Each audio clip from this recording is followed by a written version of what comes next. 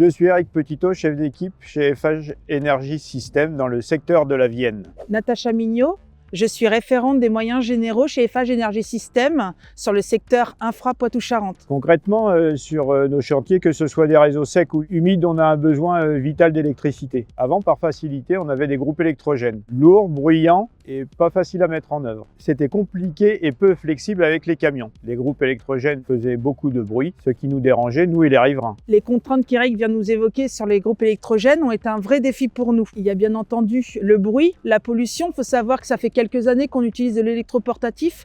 Recharger des batteries avec un groupe électrogène thermique, cela nous paraît peu efficient, voire même incohérent en termes de démarche environnementale. Aujourd'hui, depuis janvier 2025, nous sommes passés à la batterie Instagrid One pour faire vivre nos bases vies et faire fonctionner nos équipements filaires. Depuis janvier 2025, j'ai adopté la batterie. Ça nous a changé la vie. Elle est flexible, on peut l'emmener partout. Pas comme les groupes électrogènes qui faisaient du bruit, qui polluaient. Ce qui nous a aussi changé la vie, c'est l'encombrement dans le camion. Elle a sa place de choix, car le groupe électrogène nous prenait une place conséquente. En termes d'autonomie, on passe 4 jours sans faire de recharge de batterie. Mais là-dessus, je peux compter sur toi, car tu as ton application pour suivre la recharge des batteries. On commence à avoir un certain recul par rapport à cette utilisation de batterie Instagrid. Au niveau du SAV, on n'a jamais été embêté. Il y a une seule fois où on a eu un retour sur une batterie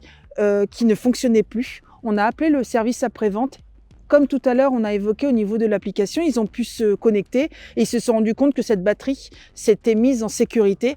Et par une série de manipulations, ils ont réussi à débloquer ma batterie à distance. Grâce à ces batteries, sur 2025, nous avons économisé 6000 litres de carburant. 6000 litres de carburant, c'est considérable. Ça équivaut à 15 tonnes de CO2 qui n'ont pas été rejetées dans l'atmosphère. 15 tonnes de CO2, c'est l'équivalent de 3 ans de chauffage pour une maison de 100 mètres carrés. À savoir que les batteries sont recyclables à 91%. Chez Eiffage, nous avons pris des engagements très forts en termes de réduction des émissions de gaz à effet de serre.